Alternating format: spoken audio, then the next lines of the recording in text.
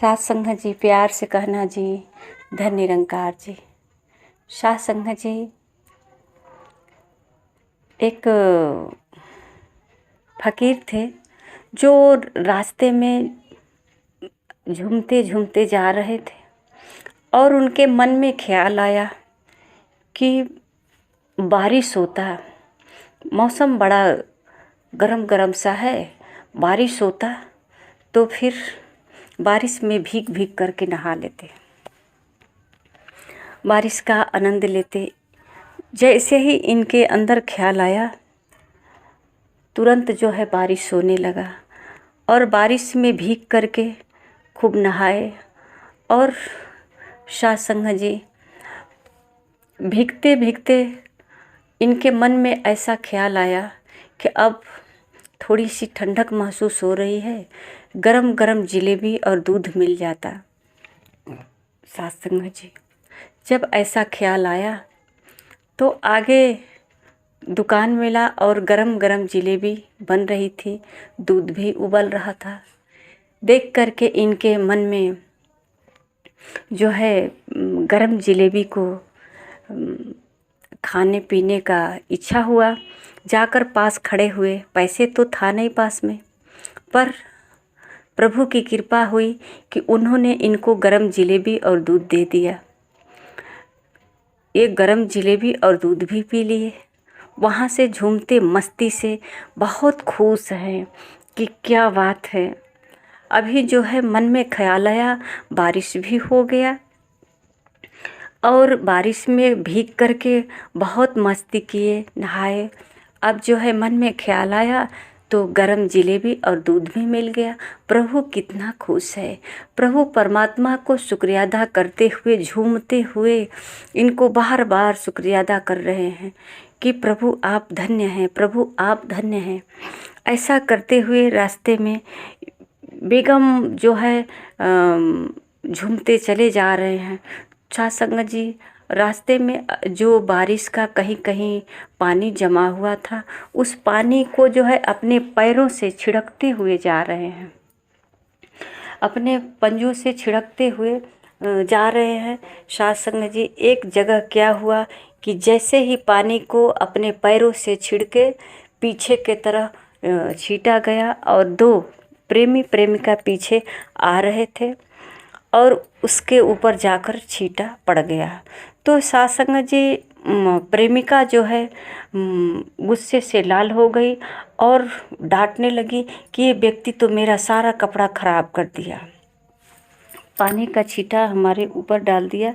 और सात संगत जी उसका प्रेमी जो है जा करके खूब पिटाई किया, लात घुसा खूब मार दिया, पैर लात से बहुत मार दिया, मार करके ज़मीन पे उसको लिटा दिया।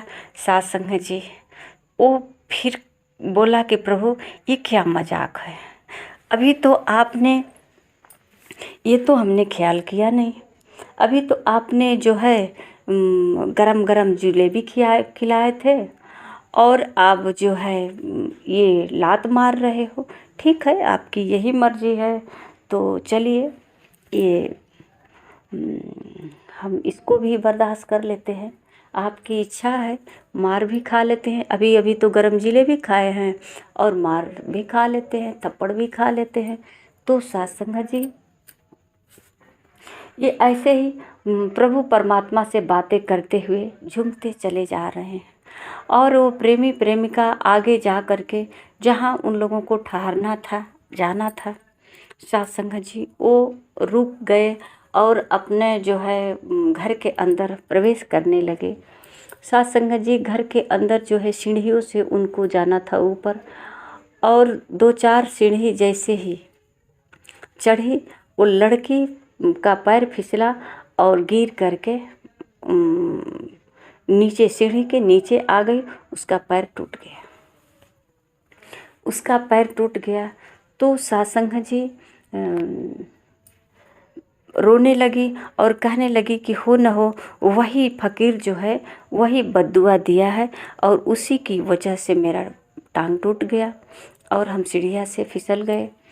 सात संगत जी उसका जो है ख्याल ऐसा आया और उसका प्रेमी गुस्से में आकर के ये फकीर को पकड़ लिया और बोला कि तूने क्या किया है, चल कौन सा जोग टूट किया है, क्यों बद्दुआ दिया है तू। वो हमारी जो है दोस्त पैर सीढ़ियों से फिसल करके गिर गई, उसका पैर टूट गया। तो सत्संग जी फकीर जो है मुस्कुराते हुए बोला कि मैंने कुछ नहीं किया, जो कुछ किया ये किया। कौन किया? तुमने किया है, सब तुमने किया। तो बोला कि नहीं, इस लड़की के ऊपर छीटा गया, इसका आर गुस्से में हो करके इसका यार ने मेरा टांग तोड़ा, मुझे पिटाई किया और मेरा यार को बर्दाश्त नहीं हुआ। ये जो चोट हमारे शरीर पे लगा, मेरे यार को बर्दाश्त नहीं हुआ और ये तुम्हारे यार का जो है टांग तोड़ दिया। तो ये तो यार यार का मामला है, इसमें मेरा क्या कसूर है। सत्संग जी,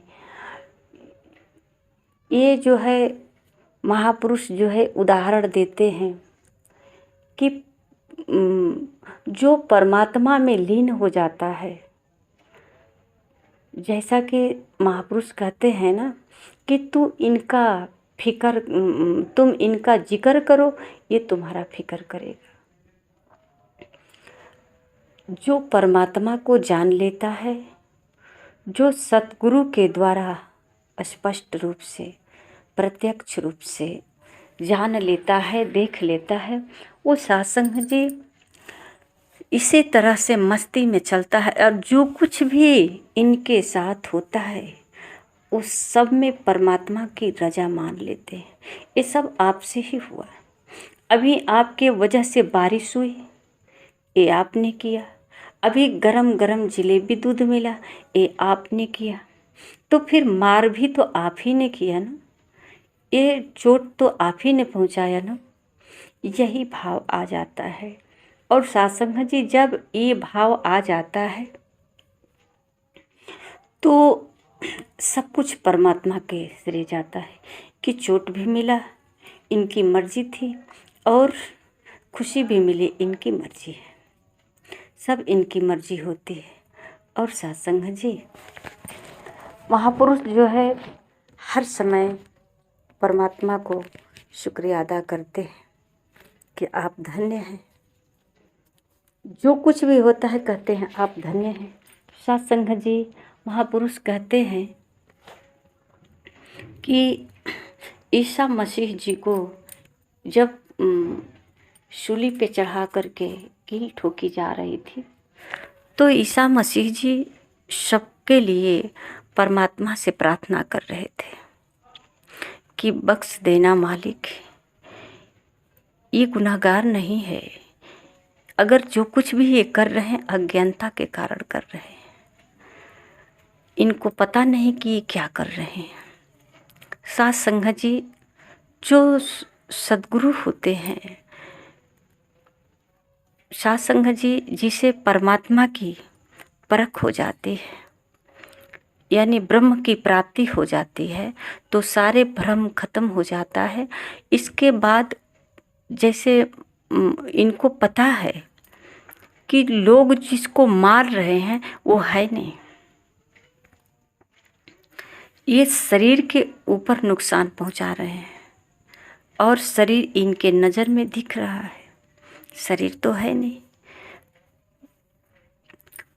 ईसा मसीह जी ये तो विदेह है, ये तो परम पुरुष हैं, इनको तो कोई नुकसान नहीं पहुंचा सकता। शरीर को नुकसान पहुंचा रहे हैं तो कह रहे हैं ये अज्ञानता में कर रहे हैं, इनको क्षमा कर दीजिए। जैसे सत्संग जी अगर अंधेरे में एक रस्सी राह में पड़ जाए और लोग कहें कि ये सांप है, उसको खूब पिटाई कर रहे हैं, उसे लाठी डंडे से खूब थूर रहे हैं, और जब प्रकाश हो तो अपने आप को बेवकूफ़ कहेंगे कि हमसे बड़ा मूर्ख कोई नहीं है। जो हमें साफ दिखा नहीं कि ये क्या है, ऐसे सांप समझ करके कब से हम मेहनत कर रहे हैं, पीट रहे हैं। तो सांप जैसे लग रहा था, सांप तो था नहीं, और हमें अंधकार के वजह से सांप दिखा नहीं। लेकिन जब पता चला बाद में तो बहुत शर्मिंदगी हुई। साथ संग जी, महापुरुष जो है तत्वदर्शी होते हैं, ज्ञानी होते हैं। इनको यही बात समझ आती है कि ये जो कर रहा है इसे दिख नहीं रहा है कि हम क्या कर रहे हैं। जिसे जो समझ रहा है, जैसे कि भक्त प्रहलाद जी को आग से जलाया गया, खाई में फेंका गया, जहर खिलाया गया, हाथी को नशीली पदार्थ पिला करके उसको जो है हाथी के पांव तले कुचलने के लिए कहा गया। पर सासंग जी, हाथी किसको कुचलेगी? शरीर को, और जो शरीर नहीं है। तो सासंग जी, ये प्रभु की बहुत बड़ी करिश्मा है। जो शरीर रूप में जिसको दिखता है वो शरीर को नुकसान पहुंचाना चाहता है, दरअसल वो शरीर नहीं होता। ये विदेह से मिलकर विदेह होता है, शरीर भाव को छोड़ देता है। अब जो है अंधेरे में लाठी मारने वाला मारता है। किसी किसी को ये बात समझ में जब आ जाती है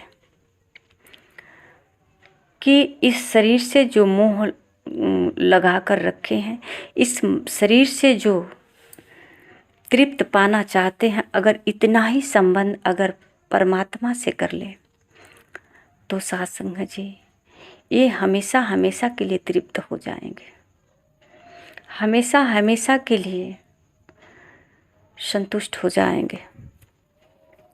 और सासंग जी, ये परमात्मा ऐसा दोस्त है, ऐसा मित्र है सच्चा।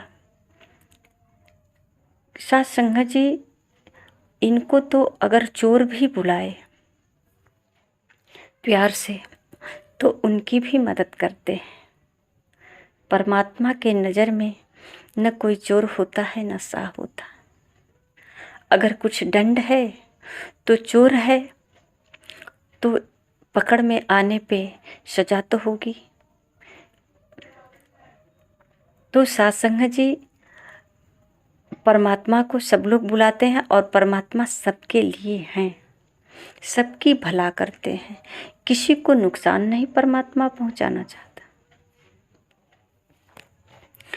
लगता है हमें ये भ्रम के कारण कि कुछ ऐसा आता है सुनने में कि कुछ तो लोग कहते हैं कि परमात्मा सूत गए बड़न। हमारे लिए तो परमात्मा सो गए हैं। कुछ लोग कहते हैं कि सतगुरु मुझ पर कृपा करो। आप इतना कह रहे हो कि सतगुरु मुझ पर कृपा करो, ये कृपा ही तो है जो आप कृपा जानते हैं कि कृपा क्या होता है। सतगुरु की कृपा ही है जो कृपा के बारे में जानते हैं।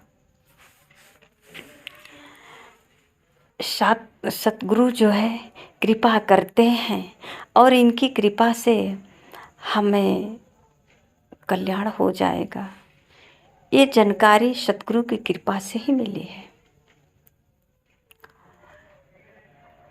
अगर हम संतों के संग बैठे हैं तो ये परमात्मा की ही कृपा है। जैसा कि महात्मा एक चौपाई दोहराते हैं, कहते हैं कि जब हनुमान जी विभीषण के पास गए तो विभीषण जी इस चौपाई को बोले कि अब मोहे भाई भय हनुमंता, बिन हरि कृपा मिला ही नहीं संता। तो सत्संग का मिलना, सुमिरन करना, भगवान को याद करना, संतों की सेवा करना, संगत करना, गुरु दर्शन करना, ये सब कृपा ही तो है। अब इनके बाद अगर कुछ चाहते हैं कि प्रभु मुझे धन दे दो, तो ऊपर से पैसे की बारिश तो होगी नहीं। ऊपर से तो पानी की बारिश होती है, पैसे की बारिश तो नहीं होगी। साथ संगत जी, पैसे की बारिश के लिए हमें कोई न कोई स्रोत कर्म करना पड़ेगा। अगर हमें जो कर्म का कोई स्रोत मिला है तो उसमें हमें शक्ति मिलेगी, जो हम कर्म करेंगे उसमें उत्पत्ति होगी। जो धन को कमाना चाहते हैं उसमें वृद्धि होगी।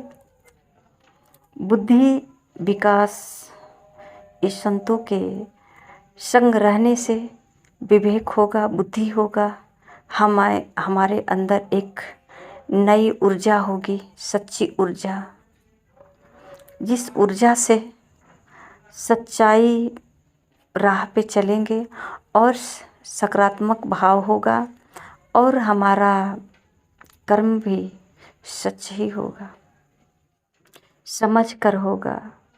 साथ संगत जी, परमात्मा को जो अपना साथी बना लेता है, मितवा बना लेता है, उसके जीवन में कठिनाई आती तो है पर कुछ बिगाड़ नहीं पाती। जैसा कि उदाहरण हम बहुत सारे दे देते हैं कि मीरा जी प्रेम की भगवान से, भगवान कृष्ण इनके दोस्त मित्र, मितवा पति जो भी हैं, साथी, सच्चे मित्र, जो हर समय भगवान कृष्ण में लीन होकर के कहते हैं कि विष को भी अमृत बना ले। तो साथ संगत जी, ये विष को अमृत कैसे बना ले? ये शरीर भाव तो था नहीं, और विष जो है शरीर को ही नुकसान पहुंचाएगा। मीरा जी के पास शरीर का भाव तो रहा नहीं। भगवान कृष्ण जो है, मीरा जी और भगवान कृष्ण दोनों एक हो गए और भगवान कृष्ण का शरीर नीला पड़ने लगा, ऐसा महापुरुष कहते हैं। साथ संगत जी, तो जिसके पास, जिसका साथ, जिसका मित्र होते हैं सच्चा सद्गुरु, उसके जीवन में कठिनाई आती है पर कठिनाई छूने नहीं पाती है। ये सद्गुरु जो है हर समय रक्षा किया है अपने भक्तों का और उसके मानव जीवन का कल्याण किया है। साथ संगत जी, ऐसा कोई भक्त नहीं है जिसका हम यशोगान करते हैं, जिसका नाम लेते हैं और उनके जीवन में गुरु नहीं आया हो। ऐसा कोई भक्त नहीं है या भगवान नहीं है जो गुरु के दरबार में न गया हो, गुरु से शिक्षा न प्राप्त किया हो। गुरु से शिक्षा प्राप्त करने के लिए ही भक्त बना या भगवान बना। पहले तो गुरु मिला और गुरु से ज्ञान प्राप्त करके गुरु के इशारे पे चला। महापुरुष कहते हैं कि गुरु अगर कहता है कि दिन है तो कह दो दिन है, कहता है रात है तो कह दो रात है।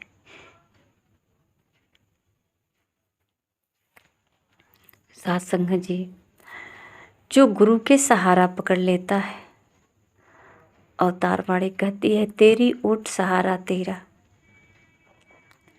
तन मन घूल घुमावा। जो इनकी ओट पकड़ लेता है, जो इनकी सहारा ले लेता है, साथ संगत जी,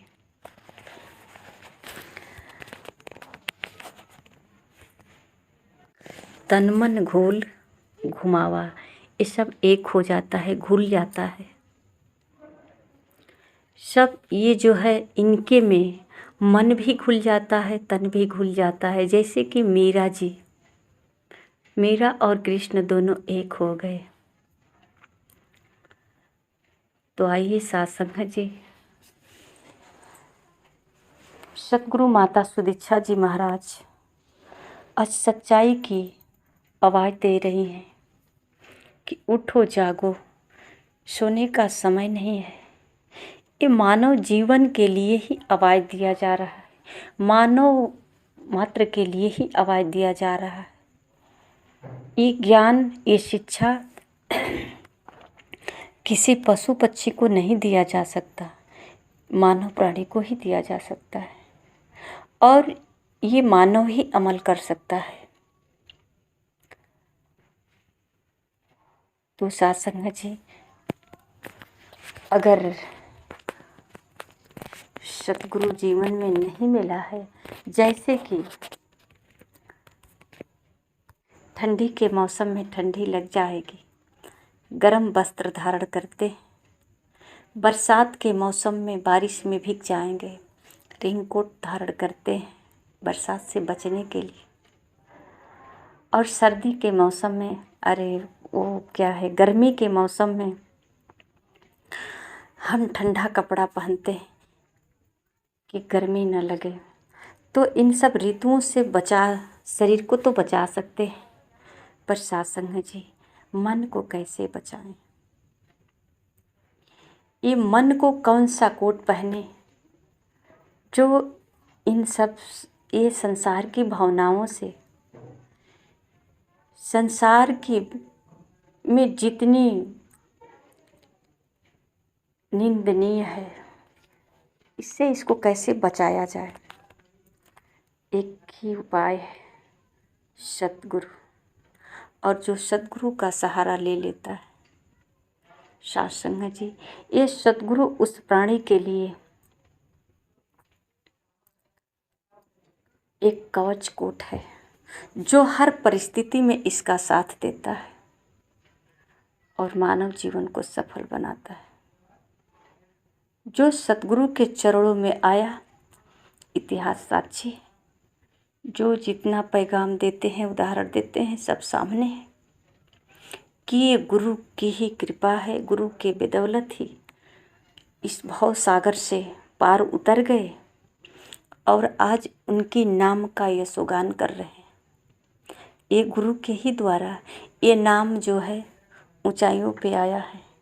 गुरु की ही कृपा से आज संसार में जो शरीर नहीं है उसका यशोगान हो रहा है, नाम है, तो गुरु की कृपा से ही नाम ऊंचा पर गया है। ये ऊंचाई पर जाने का कारण गुरु है। साथ संगत जी, शरीर को हम स्वस्थ रख सकते हैं, शरीर के बारे में समझ सकते हैं, पर मन अगर मलिन हो जाए तो इस संसार की ऐसी कोई वस्तु नहीं है जो मन को साफ कर दे। चाहे हम सागर में नहाएं, नदी में नहाएं, तालाब में नहाएं या